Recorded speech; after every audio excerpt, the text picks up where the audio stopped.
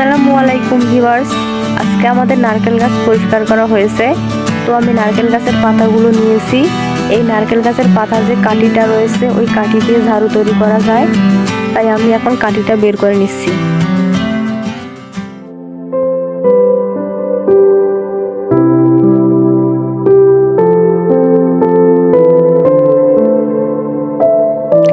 আমার অলস সময়টাকে কাজে লাগানোর জন্য এই কাঠিগুলো বের করে নিচ্ছি, যা পরবর্তীতে এই কাঠি দিয়ে আমি ঝাড়ু তৈরি করব।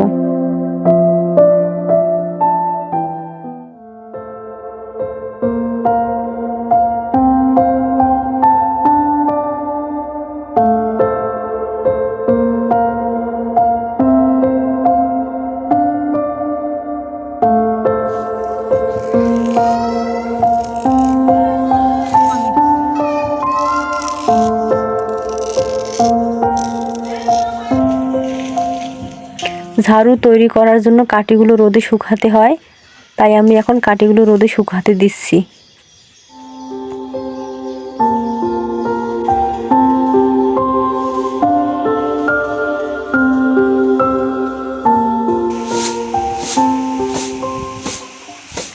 আমার গ্রামের ঐতিহ্যবাহী খাবারের মধ্যে বউখুদা অন্যতম, তাই আজকে সকালবেলা আমি বউখুদা রান্না করব আর সাথে করে নেব 5 রকমের ভর্তা।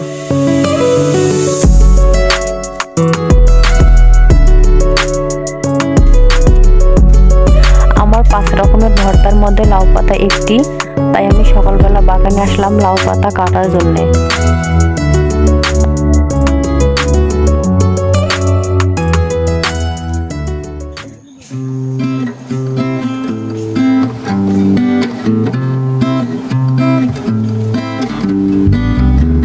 বউখুদা ও ভর্তা তৈরির জন্য আমার যা যা প্রয়োজন আমি এখানে সবগুলো উপকরণ নিয়ে নিয়েছি। আমি এখানে নিয়েছি লাউ পাতা, বেগুন, আলু, তারপর এখানে বউখুদা রান্নার জন্য নিয়েছি পেঁয়াজ কুচি, মরিচ কুচি, রসুন কুচি। এখানে ভর্তার জন্য নিয়েছি কালো জিরা, বাদাম, কাঁচামরিচ, রসুন।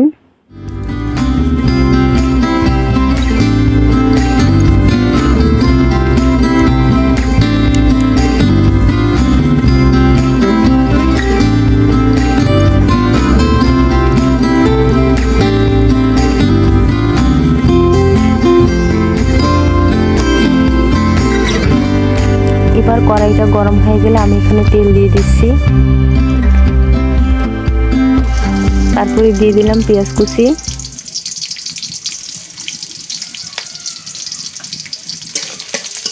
পেঁয়াজ কুচিটা কিছুক্ষণ ভেজে নেব।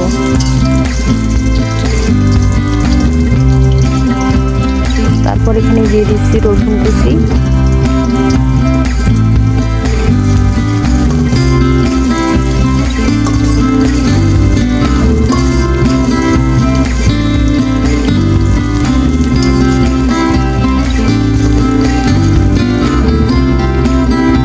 তারপর এখানে দিয়ে দিচ্ছি কাঁচামরিচের ফালি। তেলের মধ্যে দেওয়া মরিচ, পেঁয়াজ এবং রসুন ভালোভাবে ভেজে নিতে হবে।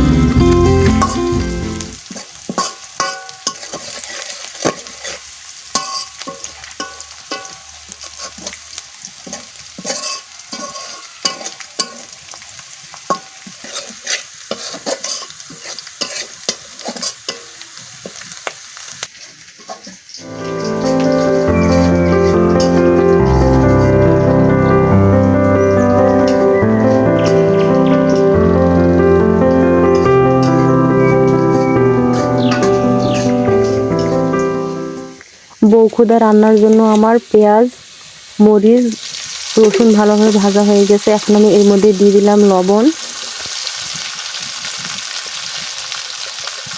তারপর এখানে দিয়ে দিচ্ছি হলুদ।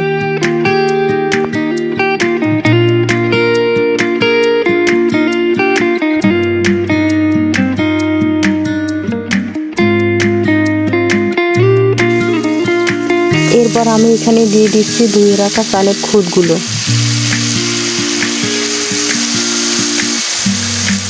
আমার সবগুলো চালের খুদ দেওয়া হয়ে গেলে আমি চালের খুদগুলো কিছুক্ষণ ভেজে নিব।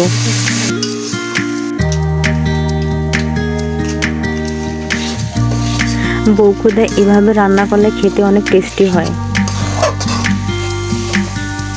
এই জন্য আমি সবসময় এভাবেই বউখুদা রান্না করি।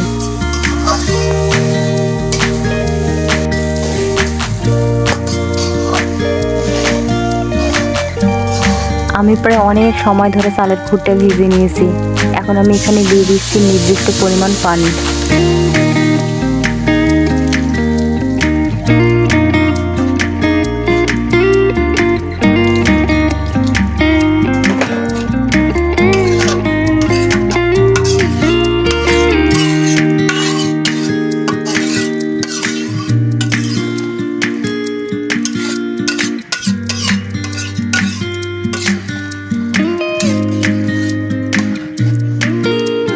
আমি এখানে প্রয়োজন মতো পানি দিয়ে দিয়েছি। এখন আমি ঢাকনা দিয়ে কিছুক্ষণ রান্না করে নিব।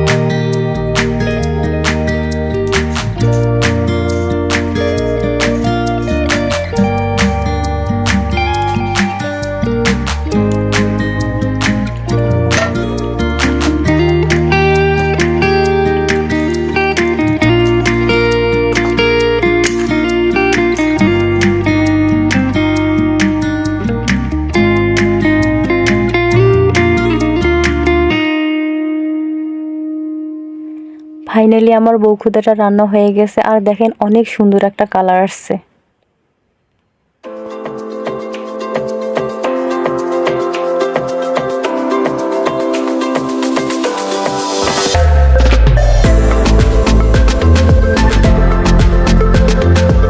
তো এখন আমি বউখুদাটা নামিয়ে নিলাম।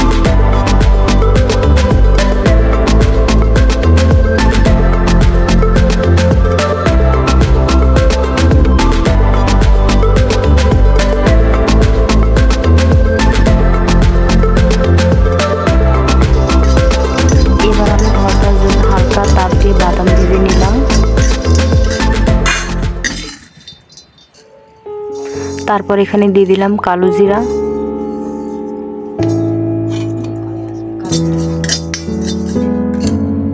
আমার কালো জিরাটা ভাজা হয়ে গেছে। এখন কড়াইয়ে দিয়ে দিলাম তেল, তারপর এখানে দিয়ে দিলাম রসুন, তারপর দিয়ে দিলাম কাঁচামরিচ,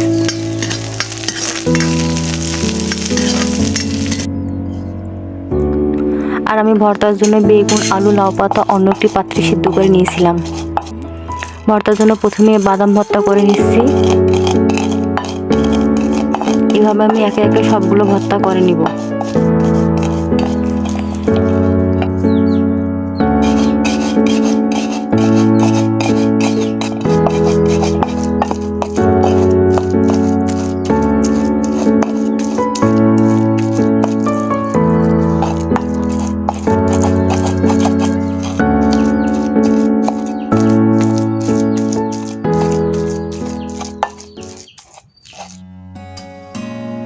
আমার 5 রকমের ভর্তা ও বউখুদা তৈরি হয়ে গেছে। এখন পরিবেশনের পালা। তবে এখানে খাঁটি সরিষার তেল ও শুটকি মাছের ভর্তা হলে খেতে অনেক ভালো লাগতো।